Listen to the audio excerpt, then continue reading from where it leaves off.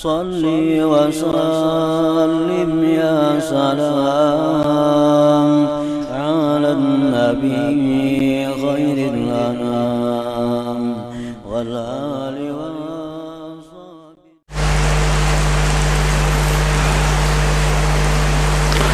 بسم الله الرحمن الرحيم.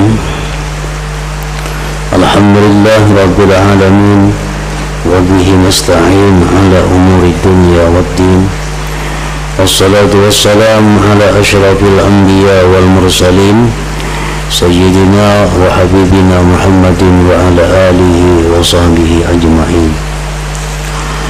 قال المصنف الإمام حجة الإسلام أبو حامد محمد بن محمد الغزالي رحمه الله ونفعنا بعلومه. وكذلك قوله تعالى والعصر إن الإنسان لفي خسر إلى آخر السورة. فهذه 4 شروط للخلاص من الخسران.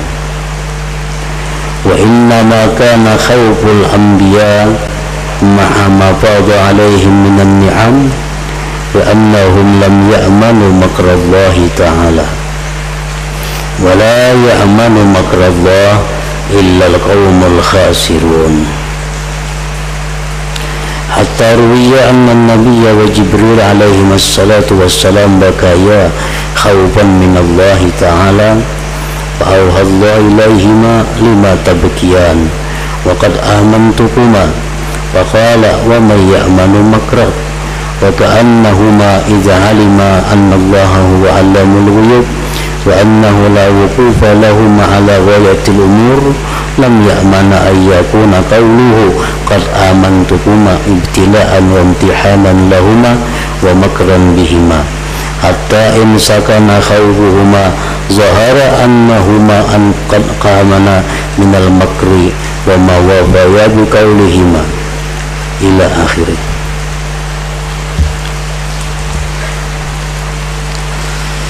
Makna perkataan Imam Al-Ghazali rahimahullah wa nafa'ana bi ulumihi biddarain. Dan firman-Nya Allah, wal asri innal insana lafi khusr illa alladhina amanu wa amilus shalihat wa tawasaw bil haqqi wa tawasaw bisabr. Artinya wal asri itu adalah demi masa. Allah Subhanahu wa ta'ala bersumpah dengan masa. Masa artinya adalah waktu.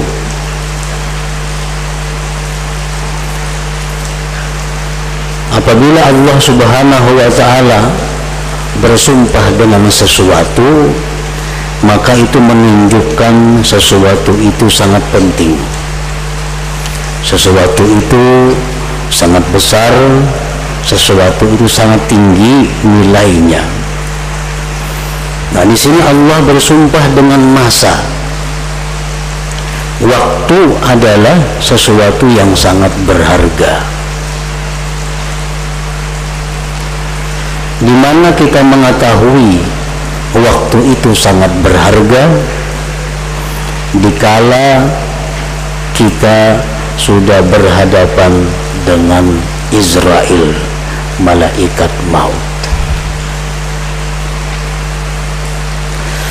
Nah, disitulah manusia sadar bahwa pentingnya itu masa. Selama hidup, selama sihat, kita kadang merasa waktu itu berharga, sehingga banyak kita buang-buang dalam hal yang tidak bermanfaat. Tapi begitu kita sudah bertemu dengan Israel, kita sangat memerlukan waktu, walau sedetik 2 detik. Kita minta waktu kepada Israel sekedar untuk mengucapkan kalimat Apa kalimatnya? Seluruh harta kusedekahkan. Nah, berapa detik? Seluruh harta kusedekahkan. Kita minta waktu hanya untuk berkata itu, tapi tidak diberi waktu karena sudah sampai masanya. Nah, jadi di sini Allah bersumpah dengan masa, dengan waktu, untuk mengingatkan kepada kita betapa pentingnya itu waktu.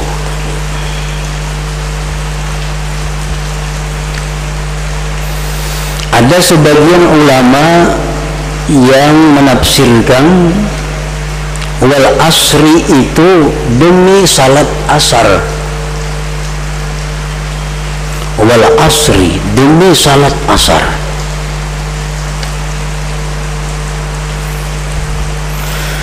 Kenapa salat asar?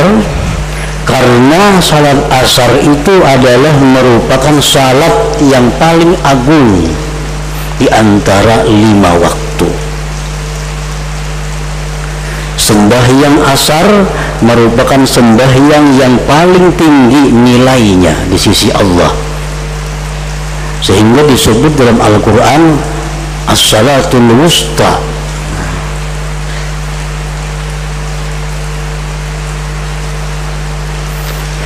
Rasulullah sallallahu alaihi wasallam bersabda, "Man taraka salatal asar faqad habita amaluhu." Siapa yang meninggalkan sembahyang asar, maka gugurlah amalnya.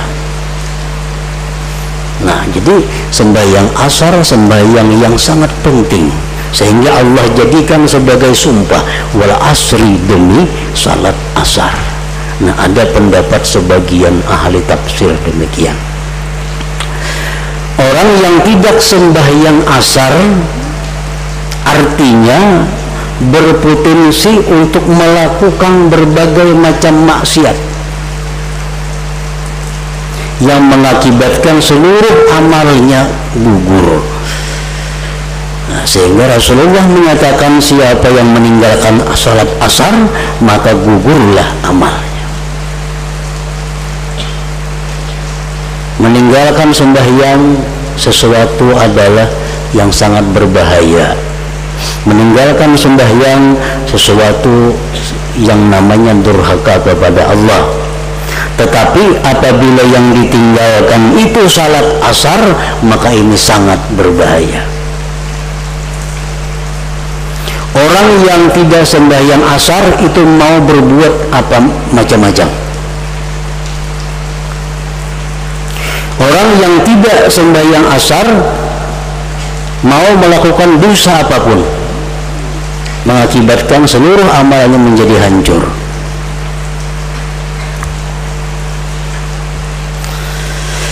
Dikisahkan dalam satu hikayat di zaman Rasul sallallahu alaihi wasallam, anna imra'atan tasihu fi sikakil Madinah wa taqulu dulluni 'ala an-nabi sallallahu alaihi wasallam.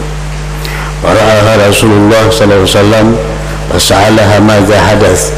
Qalat ya Rasulullah inna zawji ghaba fazanaitu faja'ani biwaladin min az-zina fa'alqaitu fi dammin min al-khal hatta mata summa ba'da dhalika summa bi'na dhalika al-khal fahal min taubah. Ada seorang perempuan berteriak-teriak di gang kota Madinah, kuciak-kuciak binian ini. Napa kuciak-kuciaknya? Dulluni 'ala Nabi sallallahu alaihi wasallam, tunjukkan aku kepada Nabi, bawa aku kepada Rasulullah sallallahu alaihi wasallam. Maka Rasulullah melihat itu perempuan berteriak-teriak. Nabi kita bertanya kepada perempuan itu, ujar Nabi, apa yang terjadi? Kuciak-kuciak napa garamnya Nabi? Perempuan tadi berkata, wahai Rasulullah, bahwa suami ulun tidak ada.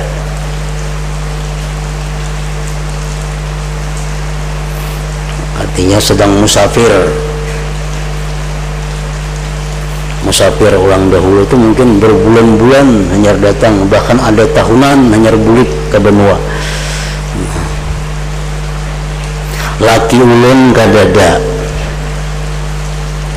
lalu ulun berzina, wahai Rasulullah. Sesudah berzina ulun hamil, lalu melahirkan anak zina. Takut kalau anak ini nantinya ketahuan, maka anak itu ulun lemparkan di tempat simpanan cuka, guci. Nah, wadah gana yang dalamnya hibak lawan cuka. Jadi kekanakan tadi mbah lahir dibuat dalam situ, matinya.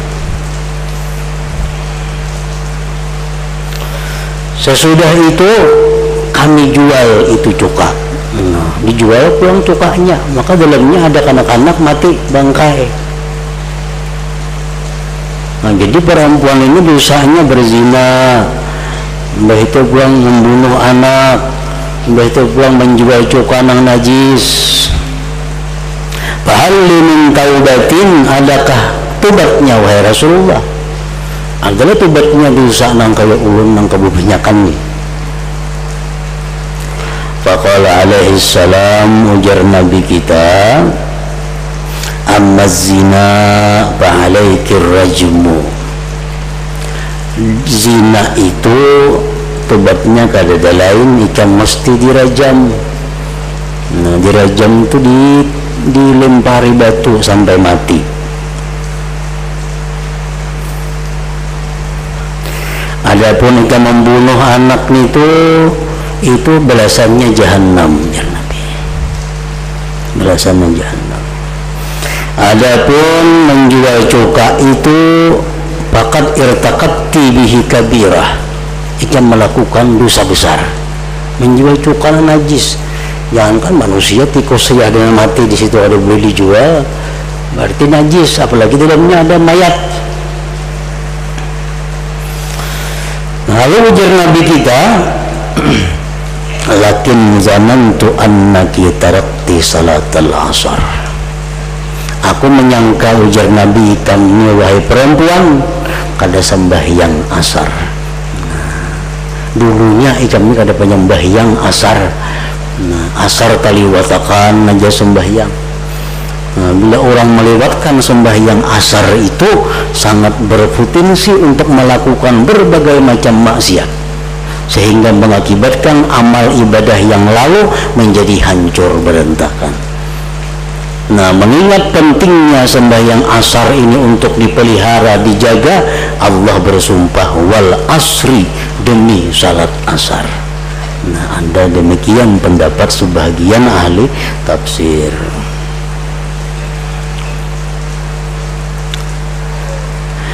Sesungguhnya manusia itu benar-benar berada dalam kerugian.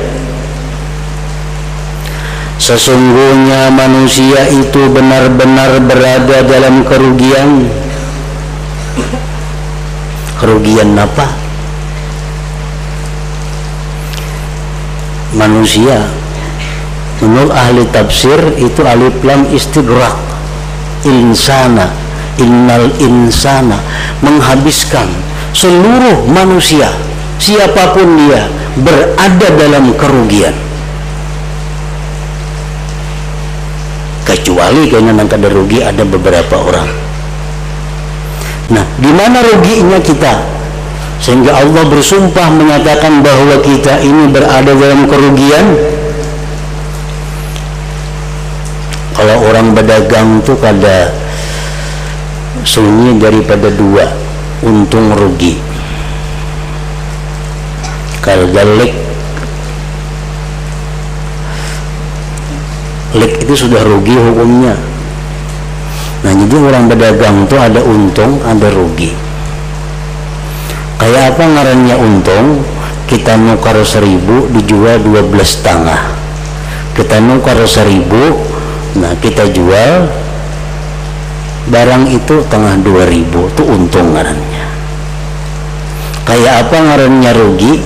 Kita nukar 1000 dijual 500, itu rugi ngarannya.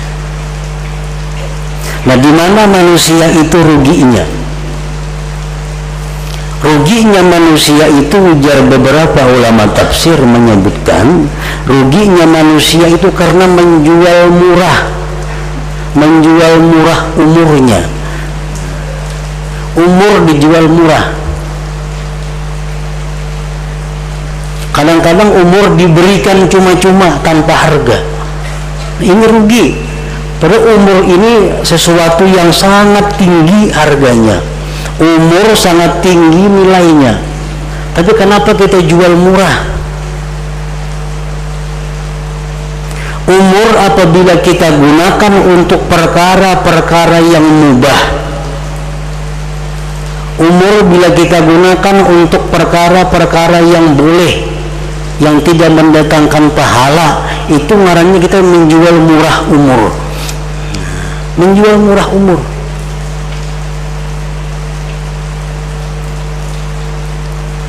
Umur yang kita jual, yang kita habiskan dengan maksiat itu lebih murah lagi, lebih rugi lagi. Umur kada ada orang berjual di lain saurangannya diisi. Orang kadang berjualnya ada umur itu di mana aja kada ada. Ada orang kadang menjual juga umur. Kenapa kita jual murah? Padahal barang langka itu mesti dijual mahal. Nah, kita jual umur ini dengan menghabiskan umur untuk bersenang-senang dalam hal duniawi, menghabiskan umur untuk beristirahat, apalagi menghabiskan umur untuk maksiat. Nah, di sini Allah menyatakan bahwa manusia itu rugi menjual umurnya. Apabila umur ini kita gunakan untuk ibadat, nah, umur kita gunakan untuk menuntut ilmu, umur kita gunakan untuk membantu orang lain, nah ini kita untung. Kenapa?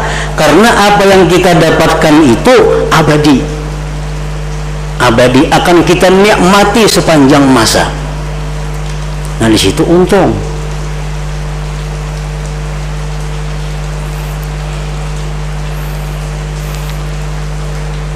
Sesungguhnya manusia itu benar-benar berada dalam kerugian.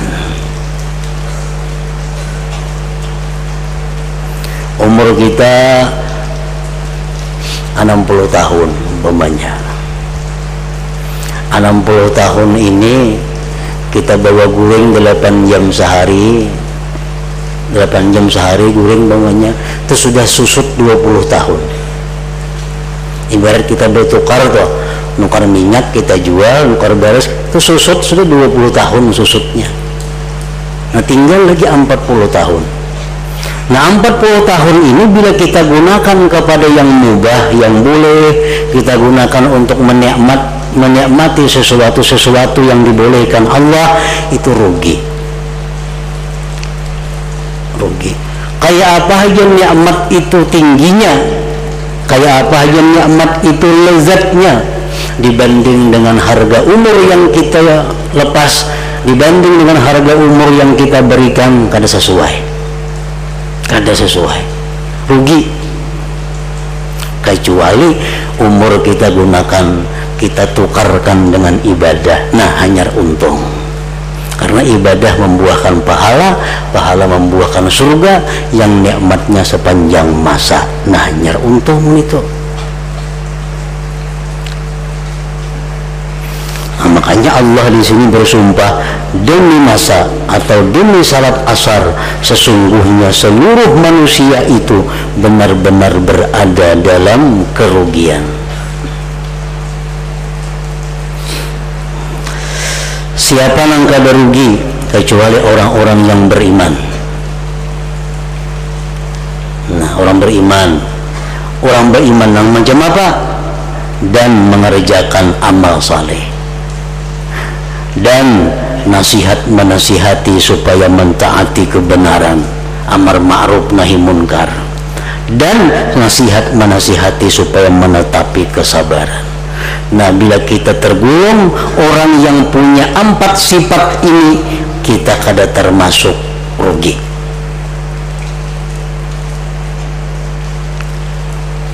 Tapi biasanya apabila memakai kalimat kecuali, pasti kecuali itu kada banyak, kada mau nang kecuali itu banyak pada yang dikecualiakan. Samuaan kuberi, sekampungan kuberi, kecuali nang kada kuberi si anu kan kada banyak, kan kalau dihitung si anu. Bila indah kecuali itu kada banyak orangnya. Allah berfirman manusia seluruhnya rugi kecuali. Nah, beriman, iman aja kada cukup, beramal saleh, sembahyang, puasa, bayar zakat, naik haji, macam-macam dan sebagainya. Beriman, sembahyang, beramal saleh itu kada cukup juga, belum cukup syarat kalau kada amar ma'ruf nahi munkar, terutama di lingkungan kita. Maksud lingkungan terdekat, rumah tangga kita. Inya beriman, inya beramal saleh habis-habisan, tapi melihatkan bininya berbuat maksiat, melihatkan bininya bergaul bebas, melihatkan anak bininya berpakaian menyalahi agama, rugi juga, belum untung lagi. Walaupun yang beriman, walaupun beramal saleh, ditambah dengan amar ma'ruf. Makanya ada satu cerita, Allah akan membinasakan 60.000 penduduk kampung,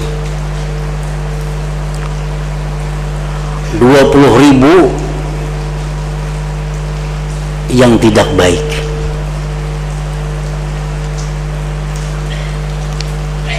40.000 yang dibinasakan. Jadi yang selamat cuma 20.000. Ini penduduk kampungnya 60.000, 20.000 yang jahat, 40.000 yang baik. Tapi Allah membinasakan 40.000. Kenapa? Ajar Nabi waktu itu, Nabi zaman itu. Ujar Tuhan, yang 20.000 yang kelakuannya kada baik itu sudah jelas dicelakakan. 20.000 yang baik tapi inya diam, kada amar ma'ruf nahi munkar, nah masuk dicelakakan juga. Nang selamat orang yang beramal salih, amar ma'ruf nahi munkar. Nah, jadi amar ma'ruf nahi munkar ini bukan artinya tugasnya dai, tugasnya ulama. Amar ma'ruf bukan hanya tugasnya orang-orang penceramah, kada. Amar ma'ruf tugas setiap orang Islam. Man ra'a minkum munkaran, ujar Nabi, siapa yang melihat dari kalian satu kemungkaran. Siapakah? Kada kisah itu ulama aja, kada. Siapa umum yang melihat kemungkaran, nah, hendaknya dia merubah, memperbaiki. Amar ma'ruf nahi munkar saja belum cukup kalau kada disertai dengan kesabaran. Karena orang yang bertindak sebagai amar ma'ruf nahi munkar itu mesti diperlukan sabar. Orangnya kada penyabar, orangnya emosian, kada kawa bertindak amar ma'ruf nahi munkar ini. Karena orang yang amar ma'ruf nahi munkar itu siap untuk kada didengar orang, siap untuk diganggu orang, siap untuk disakiti orang. Ini amar ma'ruf nahi munkar. Bila inya kada sabar, nah akan timbul kerusakan yang lebih besar lagi.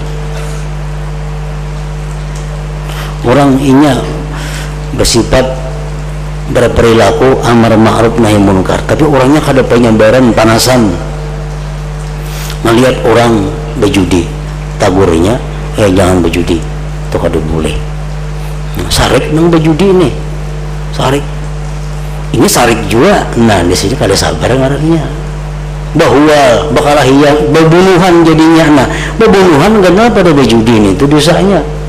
Akibat apa? Akibat meninggalkan kesabaran. Nah jadi apabila kita bisa beriman, bisa beramal saleh, melakukan amar ma'ruf nahi munkar, disertai sifat sabar, hanya kada rugi, kada termasuk innal insan lafi khusr tadi. Maka inilah 4 syarat untuk menghindarkan diri dari kerugian. 4 syarat: iman, amal saleh, amar ma'ruf nahi munkar, sabar.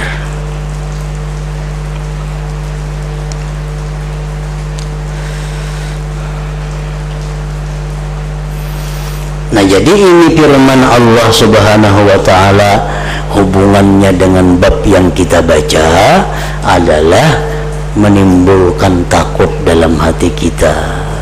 Takutnya apa? Takut tergulung manusia nang rugi itu. Jangan-jangan aku ini udah masuk orang rugi nih.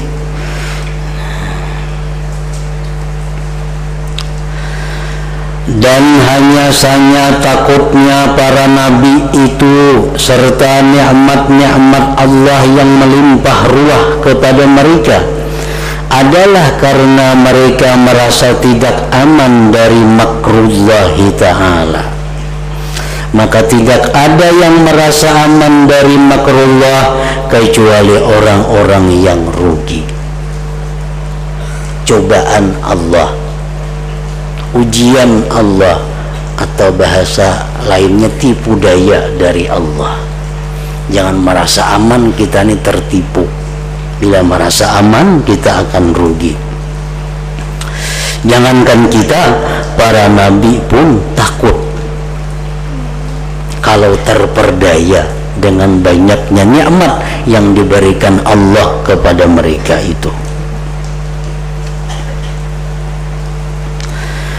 Sehingga diriwayatkan bahwa Nabi Muhammad sallallahu alaihi wasallam dan Jibril alaihi salam keduanya menangis. Jibril, Nabi kita, duduk menangis. Kenapa menangis? Karena takut kepada Allah Azza wa Jalla. Maka Allah mewahyukan kepada mereka berdua, mengapa kamu berdua menangis? Kenapa kamu menangisan ya Tuhan? Sungguh aku telah mengamankan kamu. Ikan itu sudah aku amankan ya Tuhan. Ikan itu kada bakalan ke neraka mati. Buat apa ikan menangis?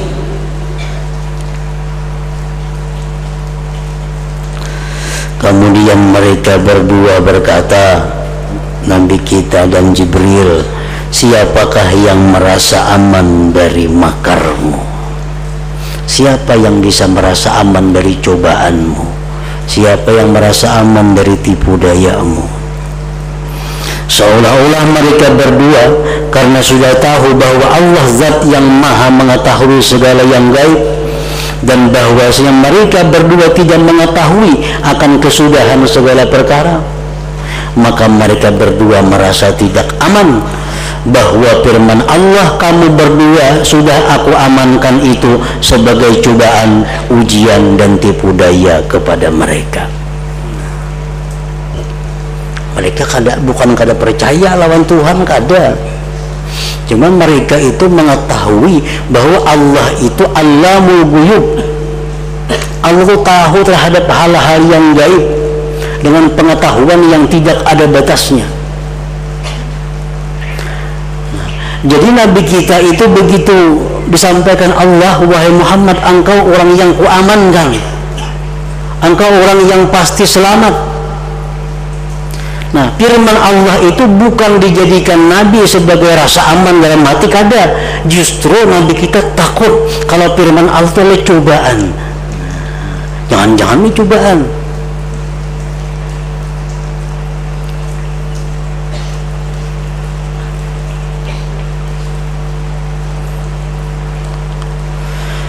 Sehingga jikalau tenang rasa takut mereka, maka nampak bahwa mereka berdua sungguh telah aman dari makrullah, dan mereka tidak menunaikan dengan perkataan mereka.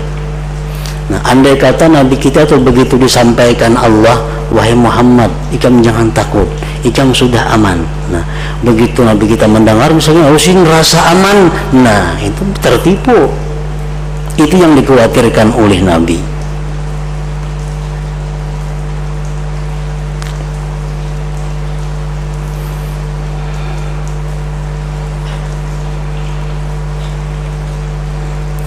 Karena Allah tidak mengatakan bahwa wahai Muhammad, engkau akan aman, ikam masuk surga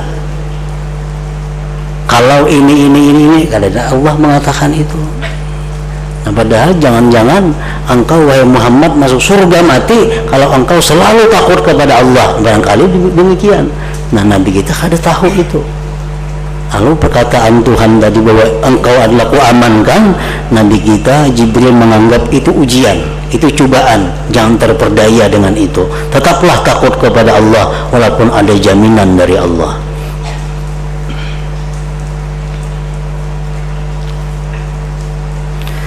Sebagaimana Nabi Ibrahim alaihissalam dicoba dan didatangkan dengan Jibril, sebagaimana Nabi Ibrahim alaihissalam ketika diletakkan dalam pelimpar minjani,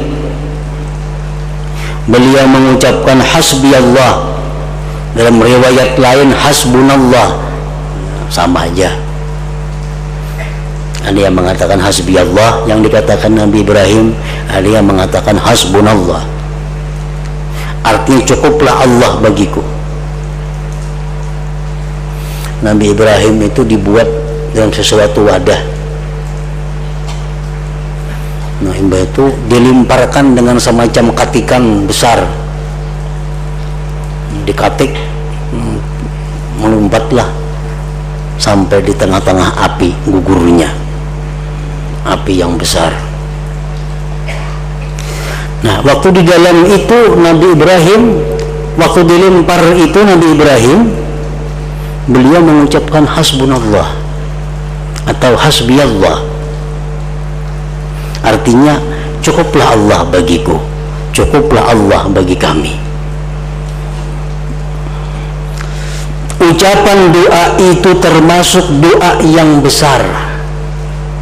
Ini kalau kita memahami, kita menghayati bahwa hasbunallah itu doa yang sangat besar.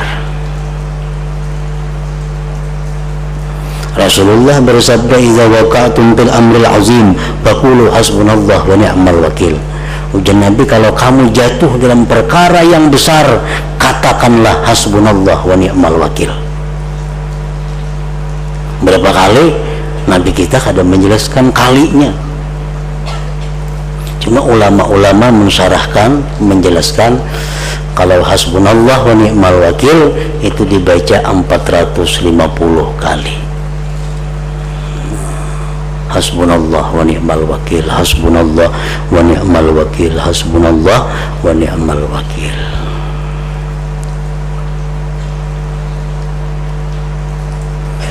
Idza waqa'tum bil amril azim faqulu, bila kamu jatuh dalam perkara besar, katakanlah hasbunallah wa ni'mal wakil.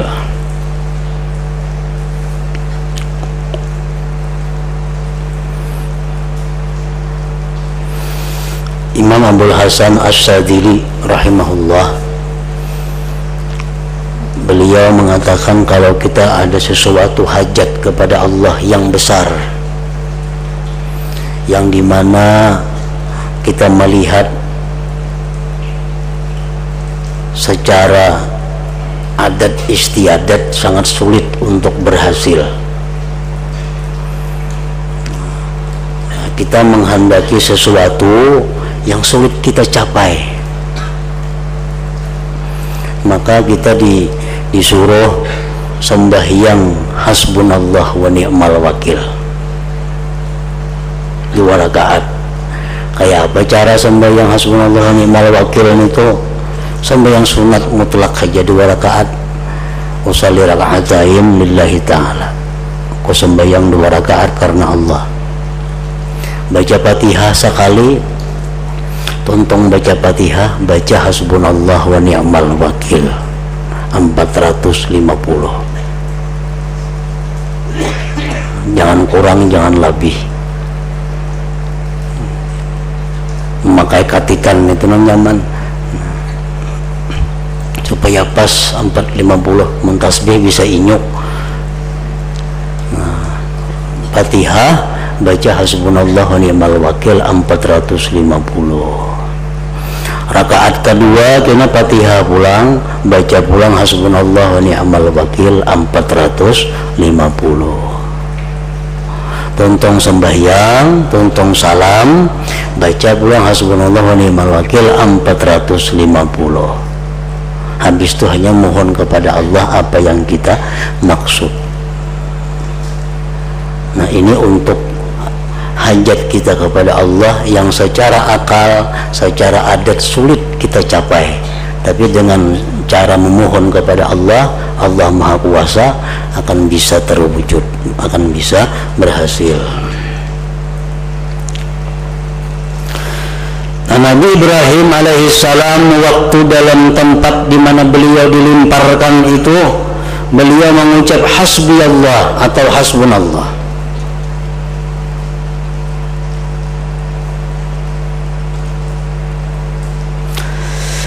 Ucapan doa itu termasuk doa yang besar.